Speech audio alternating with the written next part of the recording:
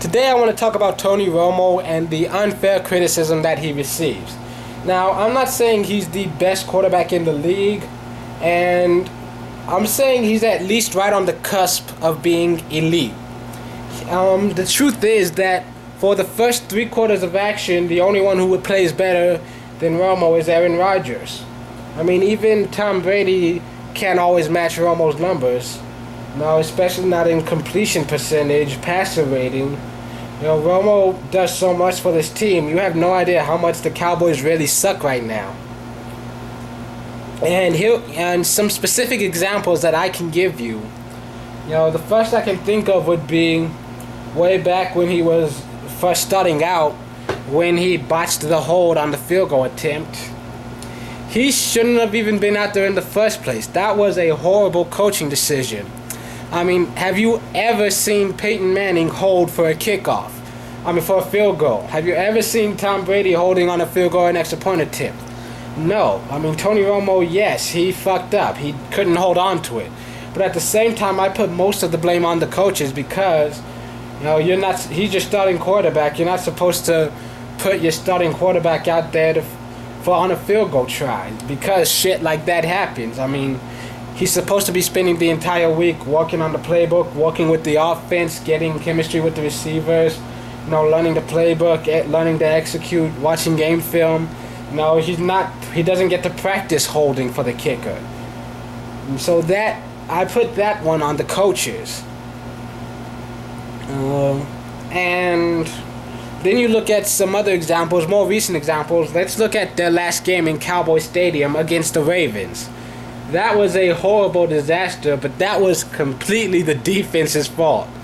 They let Willis McGahee slip through for a 77-yard touchdown run. 77 yards to the end zone, untouched. And how does Romo respond? Well, he leads the team downfield for a touchdown drive. Dallas was still in the game. But then the very next play, LeVon McClain, a fucking 300-pound fullback, just barrels right through the defense. And a fullback ran 82 yards to the end zone. He had a fucking convoy in front of him. He broke tackles at the line of scrimmage, and then he had 3 fucking linemen running in front of him the whole fucking time. I swear, for the last 40 yards, he had 3 people in front of him. 82-yard touchdown run by the fullback. That game was all defense. You can't even try to put that on Romo. Well, if Romo was a better quarterback, the defense would have made their tackles. What the fuck is wrong with you? No, that was all wrong. That was all defense. That had nothing to do with Romo. And even looking at last season, everyone talks about how against Detroit, when Romo threw those 2 interceptions at the start of the second half. Dallas had like a 4-touchdown lead by that point. When you've got that big a lead, you should try to run the ball. That, once again, goes down to coaching. Dallas has not had a great rushing attack since Emmitt Smith left. It's been a carousel with running backs, revolving door system. Marion Barber, he's the only one who's had a 1,000-yard season since Emmitt left. And he did that once. And, we've had a lot of failed experiments at running back, and, that's the main reason that Romo threw those interceptions, because the coaches kept calling pass plays. In situations like that, teams should be able to pound it out. Now, I'm not saying that the entire third and fourth quarter is going to be nothing but running plays, but when you come when you go into halftime with a huge lead like that, and then you come out in the third quarter and keep throwing pass after pass, that kind of shows that the coaches have no faith in the running game.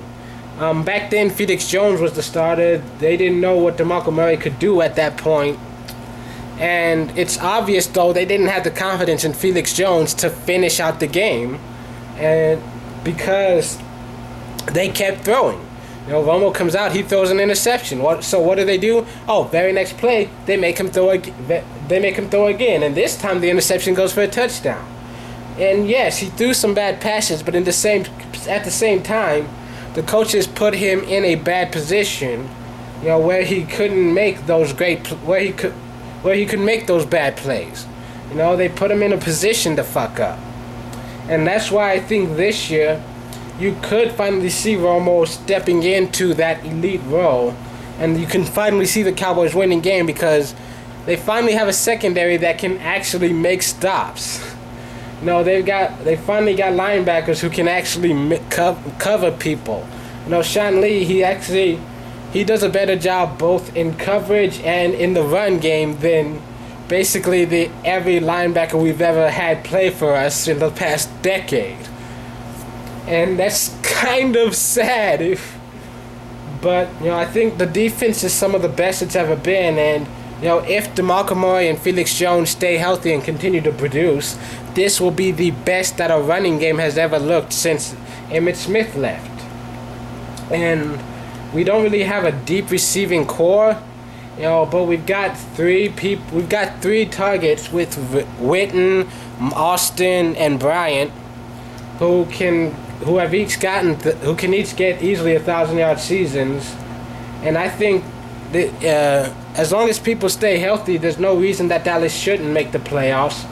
I picked the Eagles to win the division because they've got a lot of scary good talent all over the board. But at the same time, I would not be shocked to see Dallas possibly not upset the Eagles and take the division title.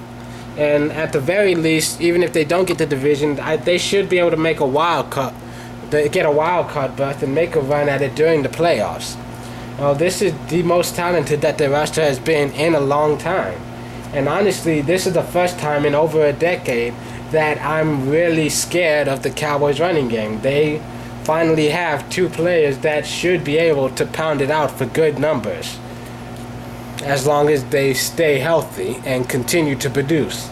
Hopefully DeMarco doesn't have a sophomore slump, and hopefully that O-line will do a better job blocking than it did last season.